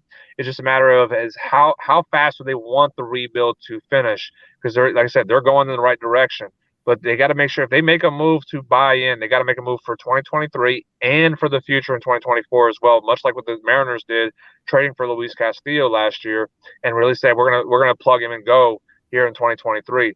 If they can make a move like that, I could see them being above 500, but I'm going to keep them just a little bit below at 80 and 82 right now. I like it. Real quick here, Johnny out here says Nick actually did research and y'all just shit on him. Exactly. I mean, just sounds like a normal show to me. Johnny said the Rockies need to put a roof on the stadium to get some free agents without overpaying, especially pitchers. What's your thoughts, Jonathan? It's still not going to really help. It's still, I mean, the elevation doesn't change because there's a roof. I mean, it's still, the ball's still going to carry unless you make the. It's not in the summer. It's not. I mean, is the whole stadium going to be a humidor? I mean, if that's the case, then that's where you start smoking them cigars out there. You know what I mean? I mean, in the summer, you wouldn't want to play in that. Essentially, that's what the Rangers they got to build a new stadium, build a roof to take away from the heat. The ball doesn't carry as much indoors since now, but I don't think that's going to change the elevation if you put a roof on that stadium. And like I said, it's one of the beautiful settings in Major League Baseball is being around the Rockies out there. So, I mean, you just know you're not going to get top level pitchers no matter what. So I mean, like guys like Verlander and Scherzer and Alcantara, and if he goes to a free agent, they're just not going to go to Colorado. It's just not something it's not a destination for them, no matter what you do with the stadium. So it's just you're kind of just in that position where you got to find a way to get your offense going and find a group of solid pitchers that can give you chances. Yeah, no, I think it's the market as well from where they're at. It's just they're just not going to get a lot of big free agents. That's what it is. So they have at times though. Remember, they got Mike Hampton one. Remember Mike? They signed Mike Hampton. This was way back when. They just signed Kevin. Chris Bryant. They have gotten guys at time or two, but then they just don't mount to much, or they don't do shit. Yeah, you get guys on the back end of their careers. Like at the time, Hampton was kind of around that. Yeah. Back then, he was not the same pitcher that he was early on at that time. But so you're not going to get the top guys in Colorado. But again, if you put together a 5 solid rotation, which is what Colorado, when they were competitive, in the 90s and early 2000s, they had a solid rotation, good bullpens. They knew they were going to give up runs. They just pitched to the way that what was going to be, and let their offense still carry them. And again, that's that offense in the 90s where you had Larry Walker and Dante Bichette and Vinny Castillo. They haven't had that kind of lineup in a long time. And I know that's still with Todd Helton and now Charlie Blackmon and everything. But that was a deep lineup you had in the 90s and early 2000s at that point. That's an aspect that they just haven't had since then. But the pitching staff, it's got to be better. They got to go get solid guys and the depth necessary to be what they need to be. He says they have to overpay or older players. Yeah, that's just what it is. It's kind of market it is for Colorado. So, all right, let's get back into it here. A team I thought was very disappointing in their finish. San Francisco, 81-81, 500 team here. Finished 7-3 their last 10, 19 positive differential for them. They add where are you at? There you go, Giants. Adds outfielder Mitch Haniger, pitcher Ross Stripling, pitcher Sean Manaea, Jock Peterson, DH, outfielder Michael Conforto, outfielder Mitch Haniger. I already said that. No, I didn't. Yeah, I did. Nice. Subs, pitcher Carlos Rodon on the subtractions, pitcher Carlos Rodon. First base, Brandon Belt. Third base, Evan Longoria. Jarlin Garcia, Jose Olivares, and Willie Calhoun. Obviously, they lost. That Carlos Rodon one, I think, is the biggest hit of it all for this team, for this Giants team. But I guess, Jonathan, we'll start with you this time here. What's your thoughts on this Giants team? Well, don't forget, you forgot one person on both lists of the add and subtract, and that was Carlos Correa. And Aaron Judge, right? Like that. And Aaron Judge. I was like, I'm not adding that guy in. So, you could have put him on both of those lists. But I think they're going to be better offensively. Again, losing Rodon in that rotation absolutely hurts. Manea's not bad. Sean Manaea's not bad. That's a good guy. It's a good piece to add. But is Manaea going to be a number one guy for you that can go and just win you a game? Or if you're having aces are supposed to be the guy that keeps a win streak going or ends the losing streak. Is Manaea going to be that guy for you in San Francisco? And that's to be determined right now. He's had some good moments. He's had some highs. He's had some lows in recent years. But is he going to be that number one that you need? Rodon developed himself into that number one guy. And has pitched really well the last couple of years for San Francisco. So that's a big loss that you take away from that rotation. But you did add a lot of offensive pieces to this team that you're going to add. Again, you got Jock Peterson back. He played really well in San Francisco. You added Mitch Haniger, who he has good power. He can get on base for you. He can drive in runs. So they're going to score runs. It's just a matter of, can they pitch well enough to compete in this division, which is a division that's at the top heavy side, loaded at starting pitching. And that's going to be the determining factor of where the Giants are moving forward this year. I like it, Nick. Yeah. Did anybody have a more disappointing offseason than the Giants, like we just mentioned, with getting Judge and Correa and watching them go bye-bye? Jesus. That was like, talking about blowing your load before she takes her clothes off. That's what happened. So I got the Giants finishing fourth. I think the downward spiral continues. I got them fourth in this division. I do think, losing Rondon, they do got Jocks, but they got a decent lineup, but they don't have anybody to me that really scares you. That sticks out and you're like, man, that guy, we can't let this guy beat us. Like they just have some above average, some really above average hitters, but they don't have that one great key piece that's going to keep them going. They don't have a good pitching staff, like a great pitching staff. We mentioned Rondon leaving. I got them finishing fourth behind the aforementioned Diamondbacks that we just talked about. Gotcha. Yeah. This Giants team, it's interesting. Interesting offseason for sure. Like Nick said there, I love the Michael Conforto. I love the Jock Peterson additions for this team. Just kind of good bats, good outfielders. Kind of utility guys you can use. I'm a little worried about everything else on the infield side of things for the offense. The starting pitching, I think, will be pretty decent for this team here. But I mean, they finished 81-81 with Carlos Rodon. A bunch of injuries last year too, off and on, but. It's a team that should have finished definitely higher. Maybe not quite LA beating LA out. So let's see. I did my prediction here. I did 78 for the Diamondbacks. I'm gonna give my win total here first. I'll go 80 wins for the Giants this year. I think they get enough pitching support that it keeps them in games. So not quite 500, but it's all right. Yeah, I'm going to be optimistic. And much like I said, as far as the Diamondbacks, so that 80 wins is their floor. I could see them be above 500. I'm going to have them the Giants at 500, 81, but I could see them be below 500. I think that I kind of agree. What Nick's saying that they could be below the Diamondbacks when it's all said and done.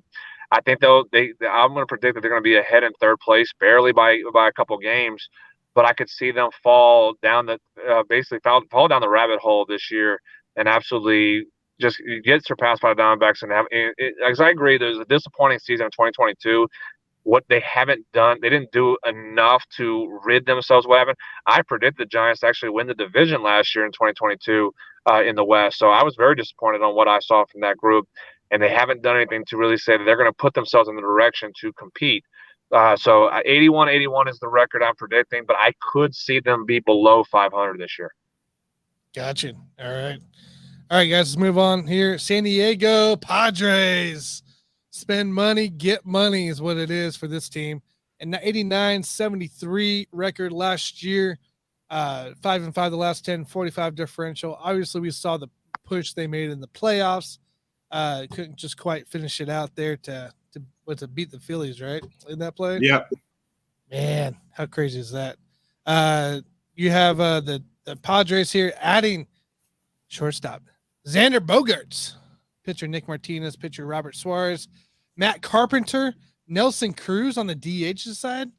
They did lose Josh Bell. They did lose Shamanea, Mike Clevenger for pitcher Pierce Johnson, utility Brandon Drury, outfielder Will Myers, and outfielder Jerickson Profar. So, interesting team here for the San Diego team. Jonathan, start us off here. What do we got for the Padres? This is probably the most loaded team that's and not just in this division, but in baseball. I mean, again, you have all-stars lined up. Name a spot, and you have an all-star somewhere. You have one of the best players in their positions in right field, one of the best players in his position in third base, one of the best one of the best players, the top 5 shortstop that you have on the roster now. You have ace pitchers on your not pitchers that are in your rotation. So I mean, this is a loaded team, and again, I think they underperformed last year. I think they know that too. They know they underperformed in the regular season, and they made up for it by what they did in the postseason and made their run that they did. This team is going to be, if they don't finish first in this division this year, it's going to be disappointing. It's going to be very disappointing because, again, now you have continuity with Soto being there throughout the offseason and spring training now, not just at a trade deadline. You have Machado, who just got his extension. He's happy now. Bogart's got his contract. He's happy. These guys are are feeling good about themselves, or and being there together and having that team continuity going into the season, it's just going to set them up for a really, really good year. And I can see that this is probably the best. This should be the best team in the division and one of the top two teams, top three teams in the NL. And don't forget Tatis Jr. is coming back. He's not listed on there, but he'll be back. So. We got to see what he looks like coming back, though. I mean, again, he's missed a lot of time, so we'll see what he looks like coming back after the suspension. And Josh Hader, can he fix his problems? He was awful once he put that Padres uniform on. Yeah, Nick, what do you got? It's just one of them things. I until I see it, then I'll believe it. So I got them finishing second again to the Dodgers. I agree with Jonathan. I think on paper they could be the best team in baseball. You look at all the names. You look at Matt Carpenter, former All-Star. Look, Juan Soto. They got the names. Adam Engvall's Nelson Cruz, baby. Nelson Cruz, man. Adam Engvall's a heck of a ball player. Like, you look at their pitching, Blake Snell, like he means the number 2. Like Joe Musgrave's like a number 3. Michael Wacha is pretty decent at times. And then, can Josh Hader turn it around and be the catcher that he was in Milwaukee? Can he be the guy from the playoffs? Yeah. So I got them actually finishing second just because it's one of them things. Just like in football, when everybody was picking against the Chiefs, I said, no, they're still the Chiefs. They're going to win the damn division. Until I see otherwise, I'm going to go with the Padres to finish second. As far as I'll go ahead and give their record, last year they went 89-73. I like them at like 92, 93 wins. Yeah, that's good. That's a good improvement. The San Diego Padres team here, obviously great lineups. I mean, for now, Tatis is coming back. I mean, who knows what he looks like. If he's anything remotely close to what he was beforehand, it's going to be a vicious team. Move him to the outfield. Got to keep Matt Carpenter and Nelson Cruz healthy enough to be able to DH and come in.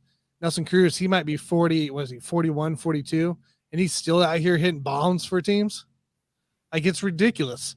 Nick said too, if Josh Hader's anything remotely close to what he was in the playoffs, even if he starts this team like he did with the Brewers, like, this team is dangerous. This team can keep going.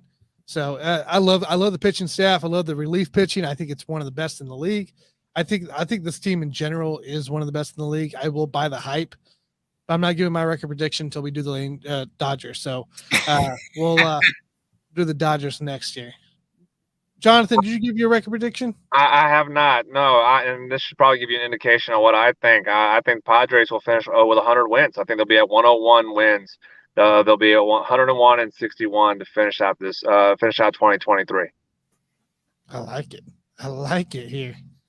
All right, guys, we'll do our final team here, and then I'll give my prediction for the winner here. All right, LA Dodgers.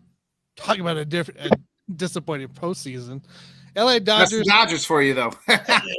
111-51, which is a stupid record. 6-4 their last 10. 334 positive differential for this team. This is ridiculous. Their ads in the offseason, they added pitcher Noah Syndergaard, DH JD Martinez, pitcher JP Fireisen. I think I said it right. I don't know. Pitcher Shelby Miller, infielder Miguel Rojas, outfielder Jason Hayward. That don't mean nothing. You love that guy, right? But you might as well say they added Jonathan Grishman, Nick Bodkins, and Tanner. I mean, with Jason Hayward. Lord. So they did lose. Here's where the big news comes into play. Shortstop Trey Turner. Center fielder Cody Bellinger. Third base Justin Turner. Outfielder Joey Gallo. Maybe. Pitcher Tyler Anderson. Pitcher Andrew Heaney. Pitcher Craig Kimball. Pitcher David Price, pitcher Tommy Cal, pitcher Chris Martin, pitcher. Seems like they lost a lot of pitching here in the play. So let's bring them up here for their roster. Nick, we'll start with you here for this Dodgers team. What do you got?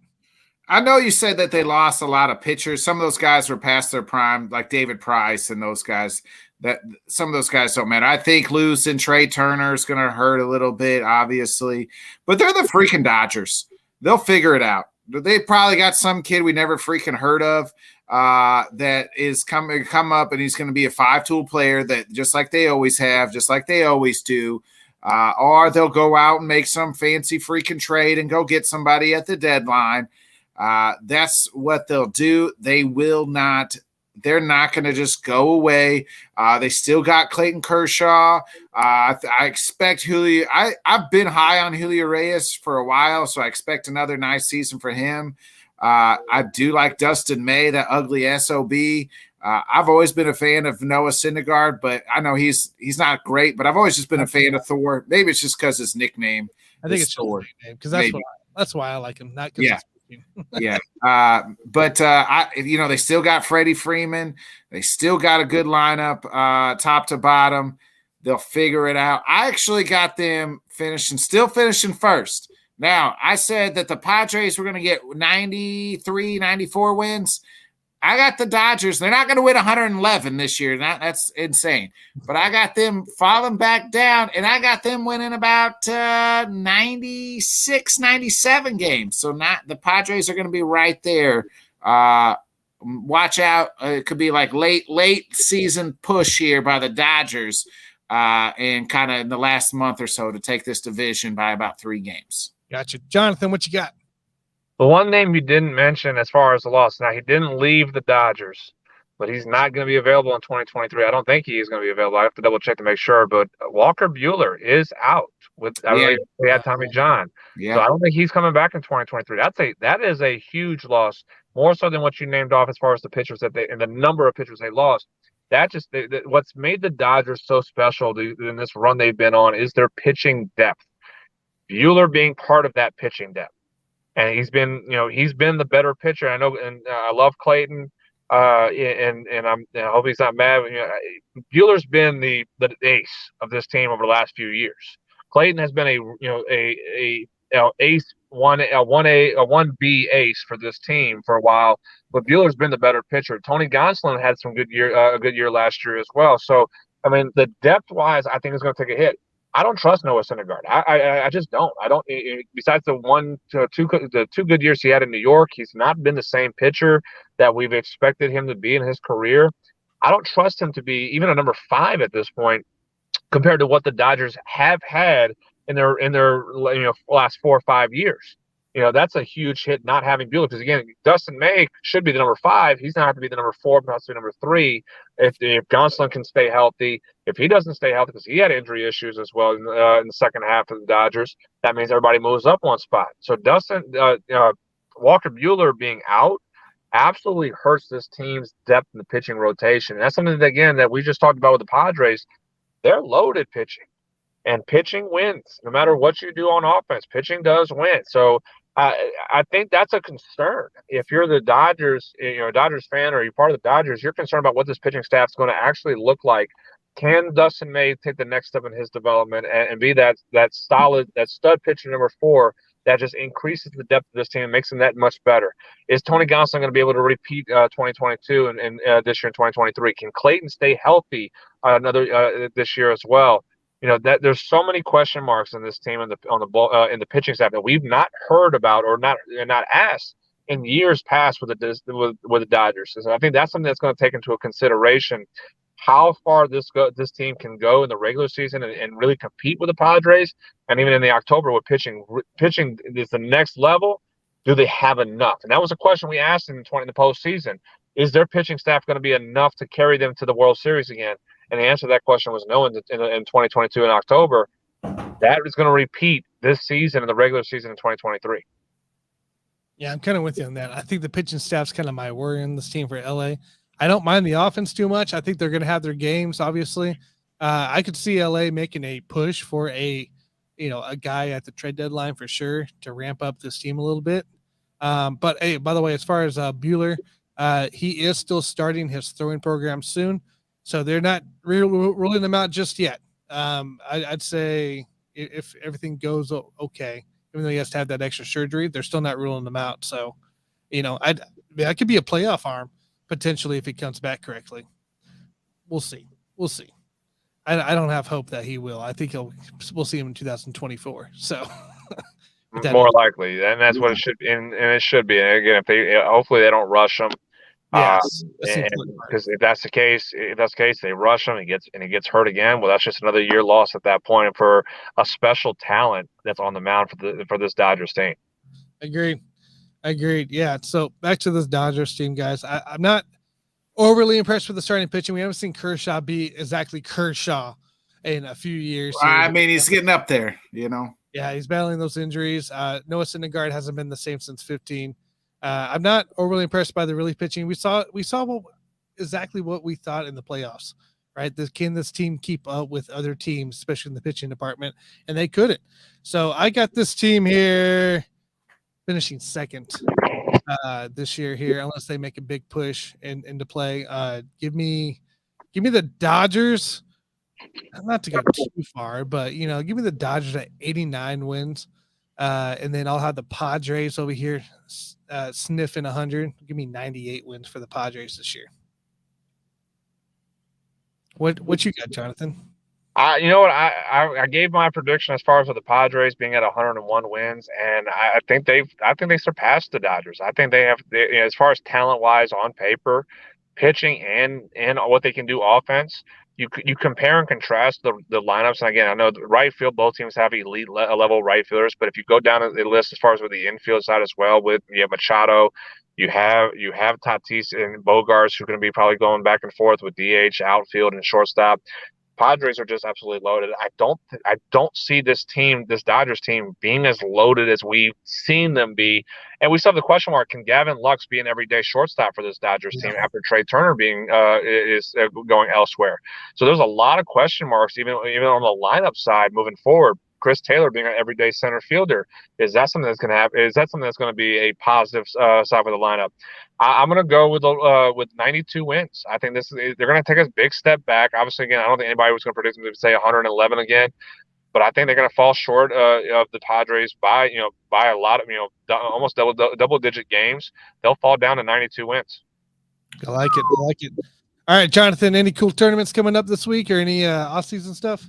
We are officially on for our season. We had our, like I said, we had our last scrimmage this past weekend. We finished it off with a good old-fashioned Louisiana crawfish bowl, but the entire organization was so cool seeing, 60, 70 of our kids coming together and watching games, watching the girls play. Our baseball team actually came out and watched the girls play, and we kicked off our regular season. We are finally a go. We have our first tournament this weekend with one of our younger 14U team. Our season is go. I'm excited.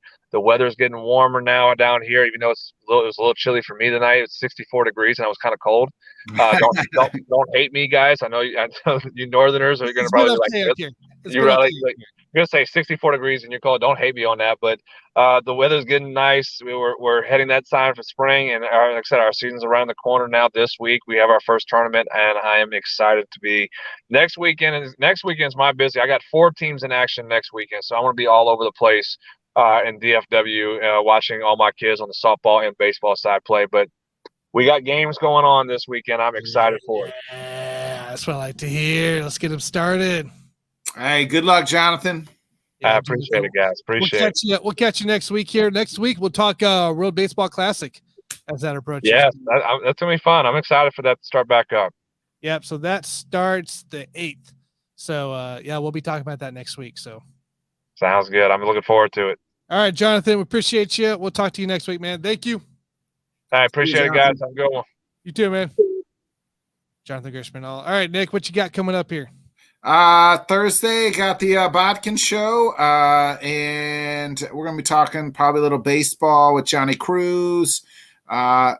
It's big fight week. UFC, the return of the legendary, some people say the greatest of all time, John Bones Jones fight week, potentially. Let's knock on wood, because it's been 3 years since we've seen John Jones hit the octagon. It's been quite a while since I heard And we'll be talking a little bit of that. Hopefully I can get some guests on, talk UFC, the big UFC card. I mean, this card, top to bottom is the best card that's been put out in a long time. So I'm super excited for it. But the John Jones versus Surreal Gone for the heavyweight title, because we've not seen John Jones, A, fight in 3 years, B, ever fight a heavyweight. So it's going to be interesting. Gotcha. I expect 4 bets. Remind me. I've been meaning to, every time I'm like, shit. I watch the fights. I'm like, shit. I was supposed to tell Tanner who to bet on. I'm waiting for the good stuff to happen. Hey, right now I've been cold, so I don't know. I wouldn't. I don't know if I'd listen to me. It's all right. Anything else coming in, interviews or anything like that? Sunday I got a guest coming on, but I'm not going to reveal it yet because I don't know if it's locked in yet. I got to talk with Dan. So I like it. Anticipation. Yes. Guys, you can catch me here tomorrow on Whiskey Sports Podcast. We'll be talking with Freddie Sandoval, going over his career and also his book and everything like that. So excited to talk with him, former MLB player there. Thursday, we got a big NCAA show going into play with Keith of TGI Sports, Bobby G coming into play, and Ashton Nick. So I'm excited to talk with those guys on some as the conference tournaments begin this weekend. So we're right on the corner, guys. Selection Sunday will be here before we know it. Obviously, we'll be doing something big for that. And then, of course, you had the Buffoons on Wednesday and then In the Hoop on Saturday. So, all right, guys, everybody, have a fabulous show. Johnny, thanks for commenting in. Appreciate everybody. See you guys. We'll catch you guys next time. If I can click it right.